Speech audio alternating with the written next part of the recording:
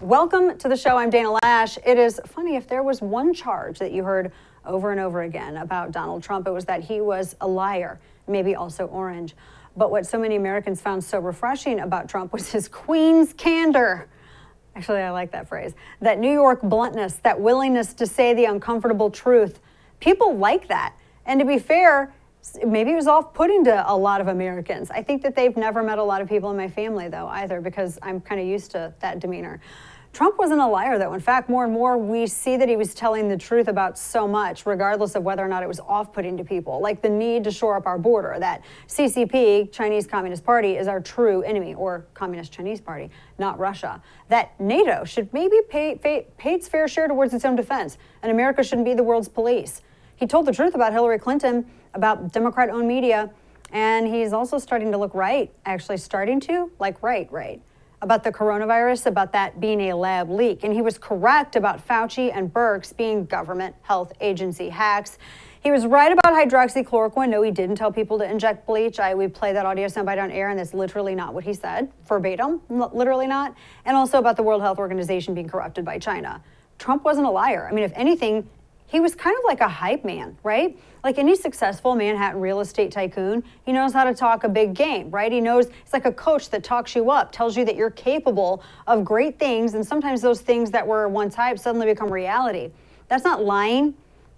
He's just straightforward. I don't even know if he uses a lot of hyperbole, but Trump was straightforward a lot, maybe a little hyperbole. And he also used that gift for hyperbole mostly to build people up, to remind America and its people what we're capable of. So it's ironic that the media called Trump a liar, when in fact, one of the things we've definitely seen from legacy press and a lot of elected officials with D's after their names is that they actually lie a lot. They never tell the truth about almost anything, period. I think that's why nobody watches Marxist media like CNN or cares what Democrats say, because they feel like they're being lied to all the time. What's the point of listening to people when you're not getting the truth from them? Just lies that promote one party's agenda. But now, well, they're taking the lying game up a notch. This is a whopper that is going to make your head spin. It's about defunding the police. You know, the slogan that BLM put out there and Democrats all ran with. That one. Yeah, remember last summer when Democrats weren't busy bending their knees or quite literally bowing before Marxist BLM leaders or painting Black Lives Matter on the street and then accusing everyone else that they wanted to paint anything on the street, they were vandalizing stuff? And they were empowering voices in their party that were shouting defund the police, like AOC and Ilhan Omar. So it was really shocking, like the most shocking statement you could imagine ever being made. After all, our cities were on fire. There were riots all over America. Defund the police? Are you insane? How could the Democrat Party not condemn that kind of rhetoric? Because they only are about power, and BLM was where the energy in the party was and still is coming from. Look, remember, Democrats would not allow people to celebrate all lives mattering, regardless of color, and also disagreeing that BLM was a Marxist organization. Never forget that. So yeah, defund the police became a Democrat Party mantra by default. But now it's not polling well. Not at all. Our inner cities are growing ever more violent. Black Americans, Black youth are dying by the dozens every weekend in liberal cities like Chicago. I said years ago that media didn't care about those stories. They're not dying because of white rage. They're killing each other because of recidivism, because the Chicago government and city governments won't charge people and won't have strong enough deterrence against these repeat offenders to stop them from terrorizing the innocent people that live in their areas, who, by the way, are Black. And so people are fleeing Los Angeles and Chicago and New York by the thousands. Defund the police by itself is enough for Democrats to lose power for the next decade, and they know it. So what do? You do what you always do if you're a Democrat. You just lie and say, well, defunding the police is a Republican idea. Really, that's literally what they said. This is Jen Psaki, and she's telling you that it was Republicans that were for defunding the police, not Democrats. Watch. Something one of the advisors said this weekend, Cedric Richmond, he said, Republicans defunded the police by not supporting the American Rescue Plan. But how is it that is an argument to be made when the president never mentioned needing money for police to stop a crime wave when he was selling the American Rescue Plan? Well, the president did mention that the American Rescue Plan, the state and local funding, something that was supported by the president, a lot of Democrats who supported and voted for the bill, could help ensure local cops were kept on the beat in communities across the country. As you know, didn't receive a single Republican vote. That funding has been used to keep cops on the beat. Except that money, as you know, it was never actually earmarked to go specifically to police, and that's not at all how it was worded in legislation, but I digress. I wonder how long it took Psaki to come up with that, because that yarn in particular, it's not even a yarn, that's just like a lie. So let's repeat her lie so you can fully appreciate how big it is. Jen Psaki is saying that you are now supposed to believe that Republicans are the ones who defunded the police because they didn't support one of Joe Biden's big tax grab schemes that actually wasn't going to send money towards police. It was going to bail out things like retirement funds and bail out blue cities. Yeah, because according to Jen Psaki, we're supposed to believe that Biden's American Rescue Plan package was earmarked for coronavirus relief. It was actually for police departments to hire more police to combat the crime wave. I've read the legislation. That's an absolute lie. I mean, for crying out loud, I shared screenshots online of it. By the way, the crime wave was caused by Democrats looking the other way. Well, a couple of things. Looking the other way as BLM and the progressive wing screamed defund the police, and also the high recidivism rates that predate just even the pandemic. Now, according to Jen Psaki, it's Republicans who did the defunding. And again, because your head might actually explode from the insanity of this lie, according to Jen Psaki, it's Republicans who didn't vote for, they act like it's called the Biden administration's American Policing Plan, except it's not. It was their American Rescue Plan, and it was about coronavirus relief. It literally had nothing to do with hiring police. Did not even talk about it. But Jen Psaki now says that, oh gosh, guys, it was all about funding the police. I guess the Republicans are the ones that defunded them. Yeah, it's enough to make your head spin right off. And you wonder, how do they do this? How do they say these things that you know are absolutely untrue, and then they get a pass from it? It's legacy press. They work in tandem. It's a gift, really, but it's a curse on America. This is how Bill Clinton can look the country in the eye and say that he had no sexual, S-E-C-K-S-H-U-L, sexual relations with his non-accusatory thumb with a White House intern. Or how Barack Obama can tell you that you can totally keep your doctorate with Obamacare when he knows that you can't, and I couldn't, by the way. Or that 500,000 new electric car charging stations in the new infrastructure package, those are for poor rural people who can't afford electric cars. Maybe you just lie so much that at some point you become numb to all of the lies. What's another lie when it's all you ever do? So luckily for Democrats, they don't have to keep everything straight because the media doesn't hold them to account. Remember, all the fact checks every single time Sarah Huckabee opened her mouth, Sarah Huckabee Sanders, my gosh, they fact checked her pie. Every last thing that Trump said, they fact checked him. They fact checked satire sites like Babylon Bee.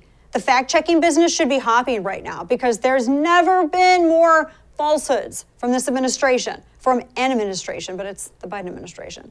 But see, the media, they don't fact check Democrats. Washington Post actually shut down their fact check site after 100 days of the Biden administration. That's legit. It's because Democrats own them. Or if they don't own them, then media is very sympathetic to the cause. So the Biden administration has a basket of issues they want to advance, from pushing critical race theory into K through 12, to ending fossil fuels, to opening the border up and just letting every Tom, Dick, and Harry come through, federalizing elections, defunding the police. They want to nationalize them, remaking the police in their own corrupted image. If you think policing's bad now, wait until it's all centralized in D.C. Accountable to no one. Yeah, not one of these issues Democrats are pushing even poll anywhere near the ballpark of 50%, not one. So when you live in a democratic republic and you have to persuade people to vote for things they don't want, you have one choice. You gotta lie.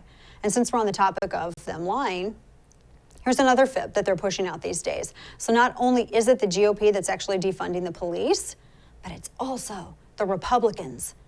They're pushing for the racialization of America. It's not the Democrats, of course. The Democrats are the historical party of racism, segregation, and the Klan. And GOP, that's the party that opposed Democrats' racist ideas at every turn. I mean, you can actually go and read the votes, right? Nothing could be further from the truth from their historical perspective. And today, once again, it's racist Democrats pushing institutionalized racism via critical race theory into schools. In fact, they've mandated CRT training for all federal employees. Biden says it's racial sensitivity training. Anyone who sat through one of these mandatory CRT-based training sessions at their place of work knows that's also a lie. CRT is not racial sensitivity training. It's racial hypersensitivity training because it trains people to see the world through the lens of color and see everyone as either an oppressor or a victim. It's Marxism repackaged and reintroduced through skin color, and it's the most cynical and disgusting idea Democrats have had since Jim Crow. But their latest lie about CRT is that this isn't true. CRT is taught to kids. It's a right-wing conspiracy. Here's Terry McAuliffe lying about it being taught in schools, which it is. Watch. That's another right-wing conspiracy. Okay. This is totally made up by Donald Trump and Glenn Youngkin. This is who they are. It's a conspiracy theory. That's the opposite of what the actual CRT advocates say. That's Terry McAuliffe, and if you elect him governor of Virginia, well, this is a guy who believes that teaching kids to be racist with institutionalized Marxist racism, CRT, it's a conspiracy theory also made up by Republicans. I guess Patrisse Cullors is a Republican. I guess Ibram Kendi is a Republican. Who knew? By the way, Terry McAuliffe still believes the 2000 presidential election was won by Al second chakra Gore. That's gross. Don't Google it. But I guess only Democrats can answer answer questions about election integrity. They're the only ones who can question it, right? So in any case, there it is. CRT is a conspiracy theory made up by the orange Donald Trump and Glenn Young, a Republican who's running against Democrat Terry McAuliffe. It's funny because when Democrats are confronted about teaching kids CRT, once again, they just lie about it. They deny that it's happening. They don't actually address the actual charge. They just call people names like conspiracy theorist or Hitler usually, and laugh it off like Kamala Harris when someone mentions the border crisis. So why not just address the charge? Make them look silly if they're wrong. Take the opportunity to explain to the American people why CRT is so good and why you support it, than just call people Hitler or whatever other name. Because they know CRT is toxic and indefensible. And it comes back to what we said earlier, American parents of all ethnicities and religions. None of them like CRT because they see what it's doing to their kids. For Black parents, it's teaching their kids victimhood and condescending to them, telling them that they aren't capable of achieving anything. And for white, Asian, and Latino parents, it says that their kids are oppressors by default. They're white adjacent. And that merit and hard work are racist, colonial concepts. So parents reject it wholesale. That's a problem for Democrats because it's another unpopular Democrat idea being rejected by Americans after they're trying to force it on Americans. So what do? You have to lie and pretend that you're not teaching CRT to school kids. Just say GOP made it up. And when you encourage the defund the police movement, just say that it's Republicans that want to defund the police.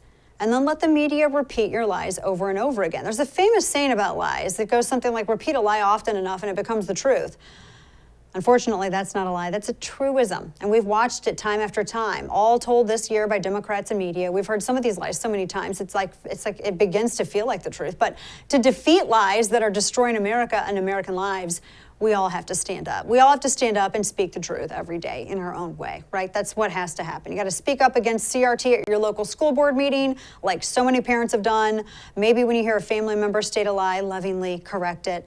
I mean, it might cost you something. It's not going to cost you as much as standing up against oppression has cost Jimmy Lai, so maybe look at that.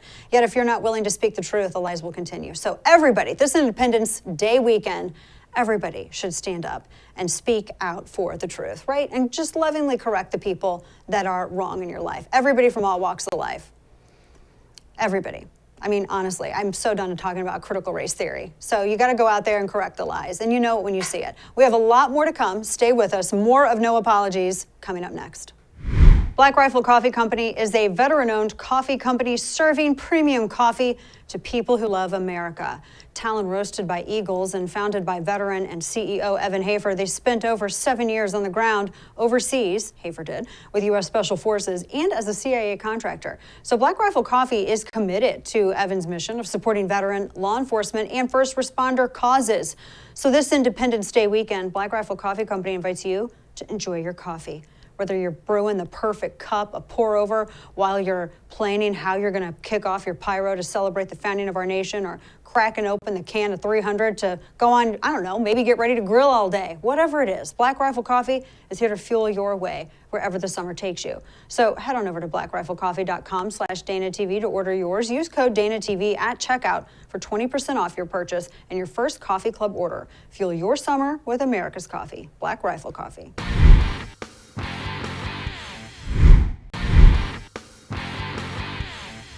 Congressman Andy Biggs of Arizona joins us now. He wants a hearing on calls to defund the police and the correlating rise in crime. Congressman Biggs, great to have you this Independence Weekend Eve. Good to see you. Good to see you, Dana, as always. Of course. I am amazed at the 180 that I've seen from Democrats on this issue. It's almost like somebody, I guess, did some internal polling and they got the results back and it was disastrous, because I've never seen so many people race to say, no, it was those Republicans that wanted to defund the police. And the standard of measure that they're doing is, what is it, one of the rescue plans that they have. There's so many trillions of dollars that they proposed. But the funny thing about that, as you know, Congressman, maybe others don't, is that it said that the money in there, $350 billion for state and local governments, could maybe be spent on police. That's not an allocation of dollars for police. What's your take on all this? No, I think you're exactly right. I think their polling is dropping like a stone on that issue, because people feel unsafe, and they all attribute it to the Democrats and their defund police. So now they have to have somebody to blame. And the bill that you're referencing, you're right, there was $350 billion in, but it was largely put in the bill not for policing activity. That wasn't what it was. It was to shore up retirement funds that have been underfunded at state and local levels. That was the main purpose for that. And they wanted to give some fungibility to it. But the whole thing is, they're the ones that have been attacking police for over a year now, and it's coming home to roost, and they don't like it. No, they don't like it at all, Congressman. And the correlation with rise of crime, and I understand, causation doesn't mean correlation, but you can't deny that in all of these cities that saw, not just, I think, like for instance, you have the Ferguson effect, but you also have that Baltimore effect too, the drop in morale with police, and you have police officers retiring or leaving the force quicker than they can recruit people to fill those positions. And then there were a number of stories that came out last week discussing how, because of that lowered police morale, police are less aggressive in enforcing a number of these laws that now Democrats are getting upset about. So you see this increase in crime. Of course, when you create an environment where there really isn't a serious deterrent for people who are burning down entire city blocks because of justice, you create an environment where criminals are going to think that, yeah, we can carry on without any deterrence at all. No one's going to do anything to us. I mean, that seems to be what's happening in all of these cities. And of course, it was those cities that saw these riots that had the highest spikes. Your take? No, I'm with you on that, because when I look at it, I know that a lot of these cities had vacancies before, because being a police officer is hard to do. But once they started not just defunding the police, but attacking them and criticizing them, they also said they wanted to take away qualified immunity. They also said, we're not going to prosecute people that they arrest. And what happens is police, and they get harmed, they're in danger. They don't want to be in danger. They have families too. And when they realize there's no support for them by either the city council, by the governor, or in this case, by the federal or national Democrats, what they do is they say, well, I can find another job, or I can hold on for 4 or 5 more years till I can retire or whatever, or I can move to a place that does have support from the city council, and they leave. And so you have fewer police deal with more calls, because, like you say, there's no deterrence anymore, because nobody's getting arrested, and when they do, they're back out on the streets. And some of these people are very violent criminals, and so that's why you have these massive spikes in homicide rates, rape, aggravated assault, burglaries. All of these crimes are going way up, and they're largely going in Democrat cities. So that's why I think you're right on to say it's correlated. I think some more study will show that it indeed is causative. And it's to me, it's just asinine. It doesn't even make sense. That's why now, Dana, that now they're coming out and they're saying, oh, this was the Republicans that were defunding the police, not the Democrats. Yeah, and no mention of VP Kamala Harris promoting the bail funds of those rioters. I mean, these were violent people that were seen on camera punching people in the street, burning down entire city blocks, and she promoted the bail fund for these people. That, interestingly, Congressman, that never comes up in these discussions with Democrats. That's right. No, they're not going to say that. And Kamala, she said more than that. She said that they need to repurpose funds. Joe Biden on the campaign trail said they need to repurpose police funds. Well, in effect, that's defunding the police. They should own this. And I think the American public's making them own it, and that's why they've trying to change the narrative. Yeah, as you said, they can't run from quotes like Ilhan Omar saying, defund the police is not a slogan, but a policy demand, or Cori Bush saying, quote, we need to defund the police and make sure money goes back to the communities that need it. Well, that's not the agreement that taxpayers had with their communities. And the crazy thing is that, I mean, even if Democrats, and to your point, I think the one poll that has come out, this USA Today poll, that I think maybe gives us some insight on what they're seeing internally, they said 67% of Democrats support. They were looking at supporting police, whether or not they wanted to redistribute the budget. By and large, Republican voters and Democrat voters, there's not as much daylight as people would think when it comes to defunding the police. That their base is not responding well to this at all. And so maybe that, and I would think that they have long memories too, Congressman. No, I think on this issue, when you're affected by crime, you will remember the individual perpetrator, but you'll also remember the policies that were in place and who put those policies in place. And that's when you hold politicians accountable. And the reality is, I'm always looking for 75, 80% issues where everybody, Democrats, Republicans, can agree on certain things to see if we can move some items forward. This is a 75 to 80% issue, in my opinion. Certainly getting close to it if it's not there yet. But the elite have been very slow, from the left, have been very slow to respond to this. And they're still out there talking about it, by the way. I mean, some of these people, like a Cori Bush, like an Ilhan Omar, like an AOC, like the hard left of the Democrats, they're still out there. This is the policy they want. Don't people forget, just a couple months ago, they actually passed legislation here that diverted about $400 to $500 million away from policing activities into federal report managing, and then also took away qualified immunity. They passed that bill out of the House, and it's not going to be good. Not going to be good. Do you think that this is an effort, and I know this has been a topic of wide speculation on the side of Republicans and conservatives, but is this an effort by Democrats to try to push towards the nationalization of policing? Yes, it is. They want to centralize the police force here. They've been highly critical. They think that they need to have standards. We were talking national standards in committee this week on the use of force, those types of things. That's the type of issue that is best directed by state and local jurisdictions. If a state wants to say we're going to have a new standard in our state, they should determine that. But it should not be determined by a bunch of people in the Washington, D.C. bubble, quite frankly. And they do want to nationalize the police force. They want to nationalize power, and not just there, but they want to centralize power in so many other ways too. Yeah, and I understand, last question for you, Congressman, talking to Congressman Andy Biggs from Arizona. I mean, I understand there's things that can be changed with policing. You know, I think that everybody needs body cameras. I also realize that that's also dependent upon the budget, the revenue that comes in from that local area. So people calling for defunding the police don't realize that's one of the first things to get cut, as is discernment training, which is super important. But what gets me is that all of these people, Congressman, and I would imagine you're finding this in the meetings and hearings that you're having on this issue, just as you referenced, it just seems weird that people who don't wear the badge, or people who have never, ever at all had anything to do with policing and or security or anything of that type, that they would be involved in setting the parameters for when or when not force can be used, or lethal force can be used, or really what rules should apply, et cetera. It doesn't seem like they ever incorporate those perspectives into that conversation. Yeah, and if they do, it's going to be, let's just face it, either side's going to cherry pick someone to come in and say what they want them to say. And the reality is there is some training improvement that could happen. I've talked to local police officers in my district. They agree. You know, we'd like to do some different training, some better training. They all want to make sure they have body cameras. They're committed to this process of policing and keeping the community safe.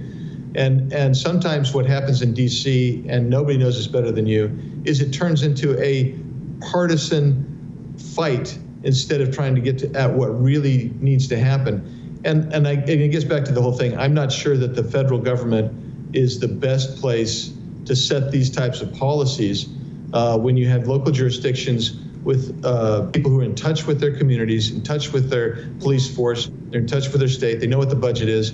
They'll do a better job, in my opinion. Yeah, exactly. Oh, goodness. Congressman Andy Biggs from Arizona. Good to see you. Happy Independence Day to you. I know we'll be talking again soon. Thanks so much. Yes. And to you, happy holiday. Thank you. All right, folks, coming up, Dr. Fauci is busted for, well, making some stuff up again. And the Make-A-Wish Foundation crushing the dreams for unvaccinated kids. We'll fill you in with Dr. Kelly Victory when we return. Keep it here.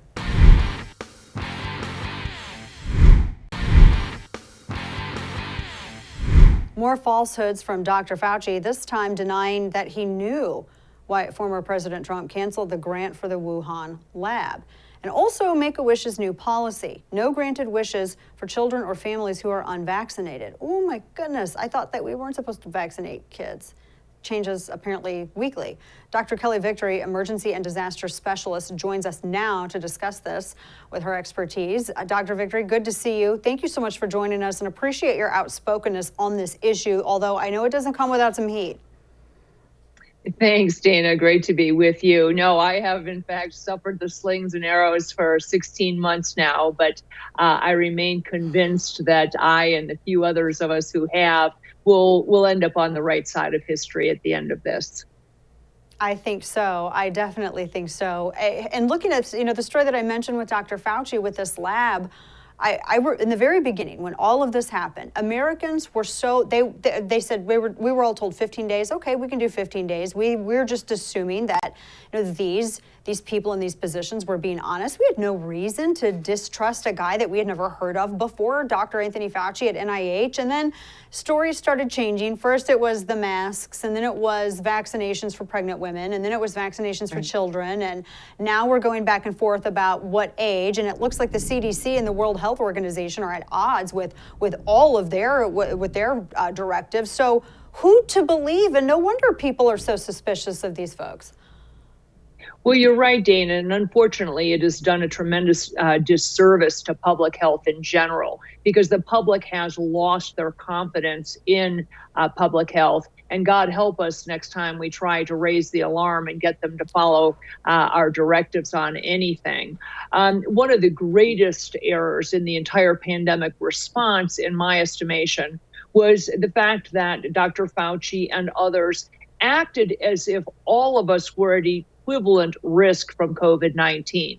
There is no question that there's a group of people at significant risk, largely the elderly, people over the age, say, of 70 or 75, and people with a very well-defined set of comorbidities, things like obesity and diabetes and heart disease.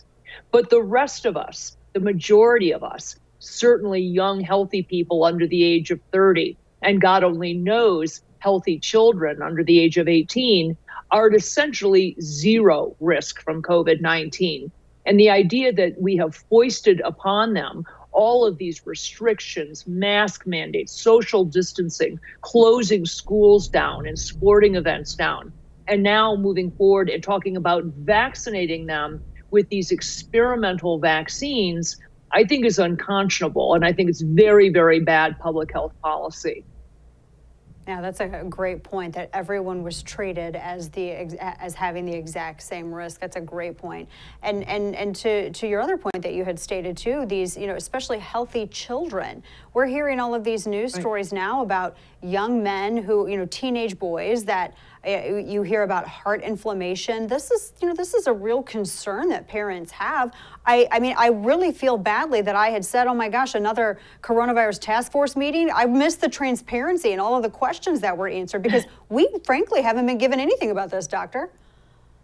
No, and honestly, you're talking about a group of people, again, healthy kids under the age of 18, whose risk is as near to zero from COVID as it can get. There have been a handful of deaths in people under the age of 18, and all of them, with rare exception, very rare exception, had well-defined comorbidities, had reasons why they succumbed to COVID. So to subject them to a vaccine for which there is not an insignificant risk of a very serious complication, myocarditis at a minimum, which is this inflammation of the heart muscle that by itself can have a mortality rate that is well higher than COVID, but can have long-lasting, meaning lifelong complications for the functioning of the heart muscle. There are unanswered questions about fertility. We simply don't have enough data in. And to be very clear, Dana, I am extraordinarily pro-vaccine. I have been referred to as a vaccine zealot in the past. I've written and spoken prolifically about the importance of getting vaccinated. But when I say that, I mean for vaccines that have been fully tested. The average vaccine takes somewhere between 4 to 6 years to come to market, if it ever comes to market at all. Many viruses have never had a successful vaccine developed. I mean, think about things like HIV or herpes, Coxsackie virus, norovirus, the list goes on. And not because scientists haven't tried to create vaccines for those things, but because they've failed in the past. And they certainly have failed in the past at making a safe and effective mRNA vaccine. So I have real concerns, along with other scientists, about using these vaccines indiscriminately on people for whom they have not been well tested. And that would include not only children, but healthy people, women of childbearing age, God only knows, pregnant women, people who already had COVID-19, people with underlying autoimmune diseases or allergies to polyethylene glycol. Lots of groups of people on whom these vaccines simply haven't been adequately tested. And unfortunately, in medicine, there is no substitute for time. We won't know the long-term side effects of these for months or years to come. And that's the hesitation that a lot of parents, including myself, who have boys right in that age group, that's a lot of a lot of our hesitancy. Talking with Dr. Kelly Victory here, because that's we just don't know, as you said, time. We just don't. With all these other vaccines, and I'm very pro-vaccine. They've been on the market forever. I mean, we've grown up reading different things about the results and any side effects. But with this, doesn't that kind of answer the question, Dr. Victory, as well as why the FDA hasn't cleared this for full use? It only is emergency authorization? Exactly, because the testing simply hasn't been done. In fact, said differently, people who are getting the vaccine are part of the ongoing vaccine trial. You are part of the experiment, right or wrong. And I'm not sure that people really are going into it eyes wide open. It defies the very concept of informed consent. People need to understand fully, and I respect anyone's decision to take these vaccines. It is a risk-benefit calculation that should be done thoughtfully and based on your own health profile. Only you know whether you fall into one of those high-risk categories. But I think people should know full well that they are experimental, that we don't know the safety or the efficacy of these vaccines yet. There is zero liability for the drug manufacturers, and people sign a waiver when they take the vaccine saying that they understand that there is no recourse if you have a bad outcome. So while I respect people's decisions to take the vaccine, I think they should do it understanding what their real risk from COVID is and weigh that against the potential risks and potential benefits from one of these vaccines. Great point. Dr. Victory, also these headlines I keep seeing about the Delta variant. Seeing a lot of those. UK is struggling with it. I saw an article the other day that said, the United States, unless people get vaccinated, everyone gets it. We're going to become a country that's a Delta variant hotspot. What is the truth to this? Again, because we've gone through this already with the original virus, the original variant, we couldn't trust what people were saying. Well, here's the reality, Dana. Viruses mutate. All viruses mutate. And when they do two things. They generally become more contagious, more transmissible, easier to spread. They become stickier and easier to give to somebody else. But at the same time, the other thing they do is they become less virulent, less severe, less capable of causing bad illness or death. With very, very rare exception, they do something other than that. So unfortunately, they are talking about how contagious, how transmissible the Delta variant is without telling you the other side of that coin, which is it is far less virulent. Deaths, hospitalizations, ICU admissions have all plummeted with this variant. The Delta variant has been the predominant variant in the UK for more than 6 weeks now. In fact, I dare say it is the only variant now active in the UK. And despite that, their hospitalization rates and death rates have plummeted. The estimations are that the case fatality rate from this variant is probably about 1/20th of what it was for the previous variants. And that's where the fear mongering comes in. So is the Delta variant very, very contagious? Yes, it is. But likewise, it's way less severe in terms of the illness that it causes. And so I think it's really intellectually dishonest at best for some of the experts to be raising this fear flag and saying their only hope is for you to run out and get vaccinated if you haven't done so yet, because that simply isn't the case. Yeah, Dr. Victory, one last question for you. And I really appreciate that answer too, by the way, because I have not read that in a single article that I have that I've been following all of this. I wanted to get your reaction to, I made mention a little bit earlier, I'm sure you've seen it, the CEO of MakeAWish, great organization, they've done a lot for kids, was really disappointed to hear the CEO say, well, we're not going to make wishes unless the kids and their families are vaccinated.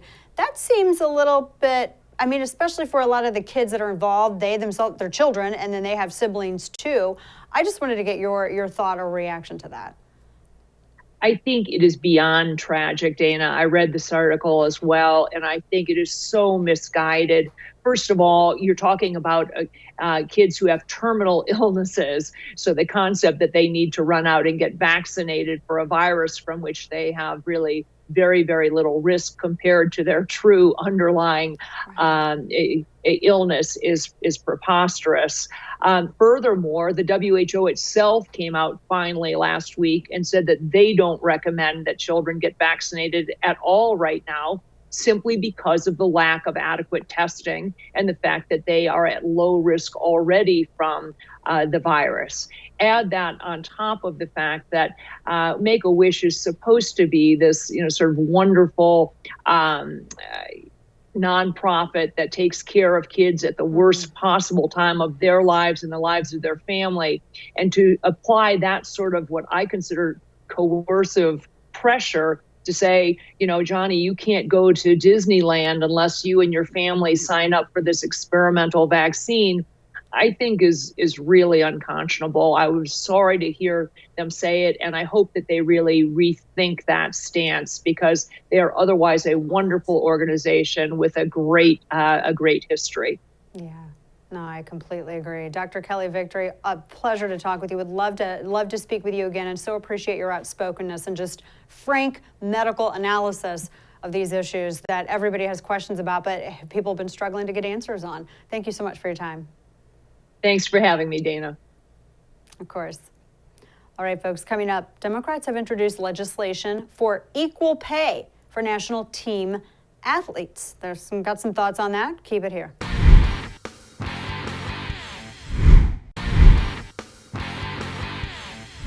Well, the U.S. women's soccer team is at it again, claiming that they're owed the exact same pay that the U.S. men get. And their argument, well, for one, the women win, unlike the U.S. men, except against little kids in Dallas. 4 gold medals and 4 World Cups to be exact. In fact, their run in the 2019 World Cup was something to behold. They dominated, never trailed once in the whole tournament. Okay, so props to America's women's soccer team. Okay. And for their success, many of the players are famous, consequently, like Megan Rapinoe, who just became a spokeswoman for Victoria's Secret. We talked about that last week. Now, meanwhile, the U.S. men's team is paid slightly less than the U.S. women's team.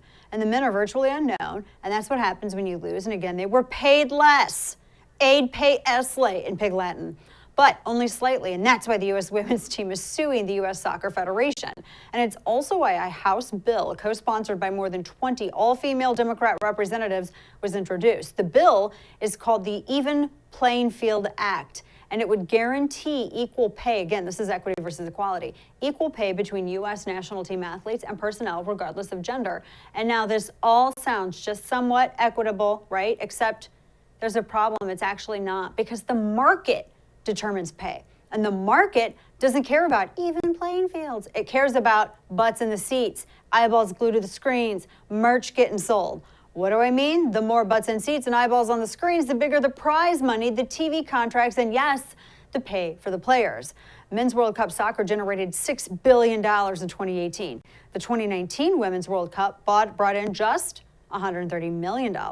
I know, just. That's like small in TV numbers. But Men's World Cup soccer generates 30 times the money. Why? Because people are more interested worldwide in men's soccer. I mean, I don't make the rules. I'm just relating to them. We're relating them to you. We don't even know why people, I mean, look, my kids play soccer, so I'm not going to make fun of it. I've played it for a very short time. But you get the point, right? People like what they like. They watch the movies they like, they fall in love with who they like, they vacation where they like, and they watch the sports that they like and feel like watching. And when enough of them like a particular thing, there's big money to be made. Men's soccer generates huge interest, therefore huge money. Women's soccer, especially U.S. women's soccer, is on the rise, but not so elsewhere in the world. I mean, even in professional soccer leagues in America, the interest from fans drops way off for women's soccer. The market just isn't there. I mean, at least not today. So here's an idea. Maybe drop the equal pay lawsuit and the even the playing field bill, because it's equity. It's Marxist equity, but it's not American. American theory, America, capitalism, all of it, free society embraces making money, embraces that capitalism. It gives people something that they want for a price they're willing to pay. That's up to the consumer, not the government. And hey, Nike, Adidas, and all the other billion-dollar sports brands, you have super popular American female soccer players that aren't paid as well as the men. Why not sponsor some of them with lucrative contracts, right? Build up women's soccer worldwide with these female athlete celebrities. In America, at least, there's a real market for that. American girls look up to these, they're not just athletes, they're stars. And the market would reward those efforts. So in other words, I remember Mia Hamm. My gosh, Mia Hamm was everywhere when I was younger. In other words, the solution is to use the market to build up the market. Great idea, right? For women's U.S. soccer. Suing the U.S. Federation for equal pay when there is no market support for just equal pay, that's like asking for something that you haven't earned. That's called unequal pay because you're getting paid for revenue that you didn't generate. That's not empowerment. Not at all. That's called being accommodated because you're weaker. I mean, really, compete, right? Go chase that money and don't be afraid to ask your worth. Come on, ladies. Instead, introducing a bill called Even the Playing Field, marketers could spend their money pumping up women's soccer and evening the amount of butts and seats and eyeballs on the screen across the world. I mean, they're always looking for some like social justice cause, right? Well, here's a cause for you, corporate America. Or would you rather like denigrate America some more and kiss CCP's backside? If corporations stepped up and sponsored our awesome Women's World Cup soccer team and paid them handsomely for their image, the market for women's soccer might just grow, and the pay might just grow too. See, it's not just politics that's downstream from culture, so is money. Brands could step up and fuel a culture that celebrates women's soccer even more, and it would help get women paid even better. But it's not the business of the government to get involved in what the market does or doesn't pay athletes. That's the way to tilt the playing field, not even the playing field, as Democrats claim. So that does it for us tonight. Thanks for tuning in. Good night, and don't bend the knee.